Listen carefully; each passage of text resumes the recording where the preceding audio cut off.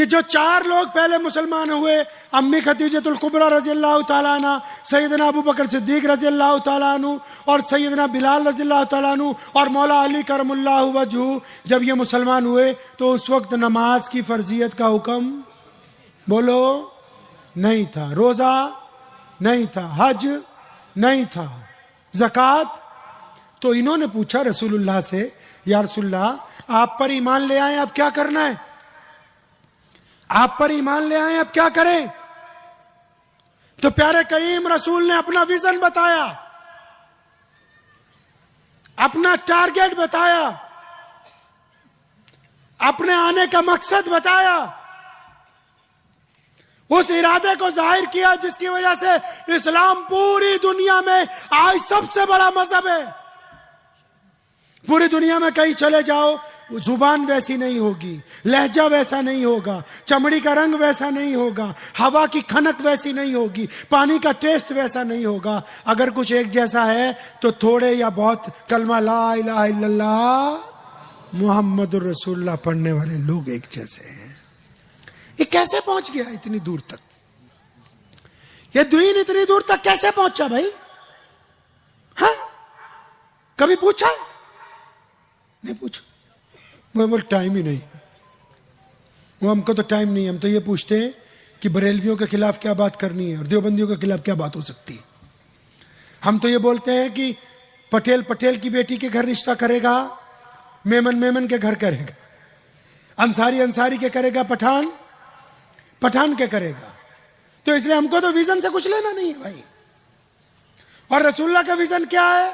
फरमाया मैं दुनिया को एक अल्लाह और उसके रसूल की इताअत के साथ ये बताने के लिए आया हूं कि जिस बंदे ने कलमा ला इलाहा इल्लल्लाह मुहम्मदुर रसूलुल्लाह पढ़ लिया, अब उस पे लाजिम है कि वो दुनिया के तमाम इंसानों को, खा उनका मजहब कुछ भी हो, उनको बराबरी का दर्जा देगा।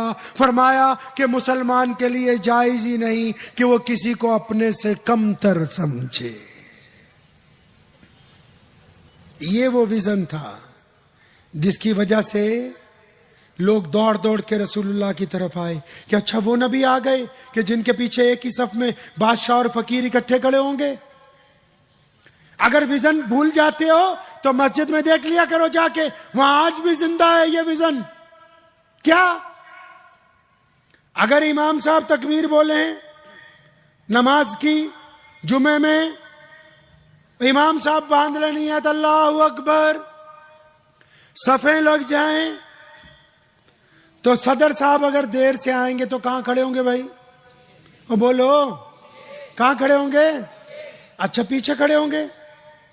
अगर जुमे का दिन हो, नमाज शुरू हो गई हो, पहली रकात तैयार हो और कोई बड़ा मुसलमान चौधरी, मुसलमान मिनिस्टर देर से आए तो कहां खड़ा होगा?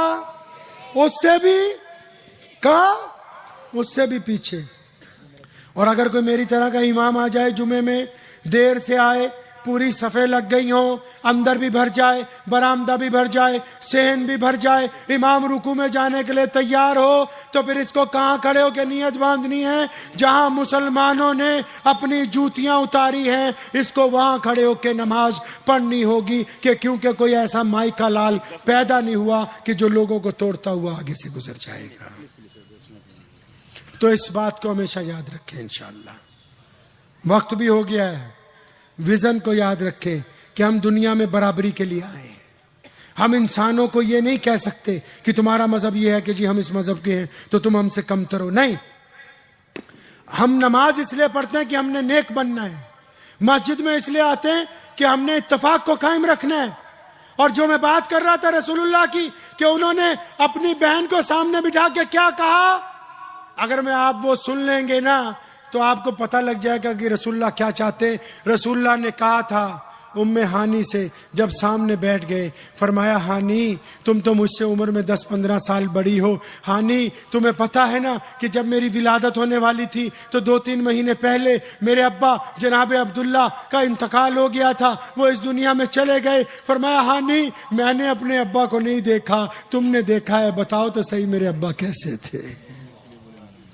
फिर रसूलुल्लाह रो रहे हैं, हानि बता रही है कि आपके अब्बा बड़ी अजमत वाले, बड़ी खूबसूरत चेहरे वाले, बड़ी शान वाले। फिर दूसरा सवाल कर दिया रसूलुल्लाह ने, हानि तुझे पता है ना मैं छोटा था, मैं 6 साल का था, मेरी अम्मा इस दुनिया से चली गई, मैंने तो अपनी अम्मा को भी बहुत अच्छी तरह नहीं देखा, तूने सैयदा आमना को देखा था, बता तो सही मेरी माँ कैसी थी।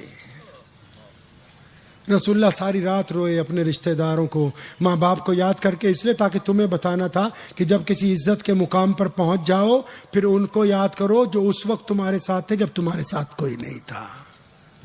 वक्त भी हो गया है, दुआ कीजिए कि जो चंद बातें आपसे आज की हैं कि हम ये इरादा करें कि हम रसूलुल्लाह की सीरत को पढ़ेंगे इंशाअल्लाह, रसूलुल्लाह को जानने की कोशिश करेंगे, क्योंकि फतवा तो उसको चाहिए जिसने भाई की बेइज्जती करनी, इमाम के खिलाफ चाहिए, सदर के खिलाफ चाहिए, हमको रसूलुल्लाह चाहिए, हमने अपने नबी की पैरवी करनी, करेंगे इंशाअल्लाह। बस ये बात तय कर लीजिए कि रसूलुल्लाह को तलाशना है, उनको पढ़ना है, उनको जानना है, और जो रसूलुल्लाह को जान लेगा इंशाअल्लाह उसको कभी कोई कमी नहीं होगी।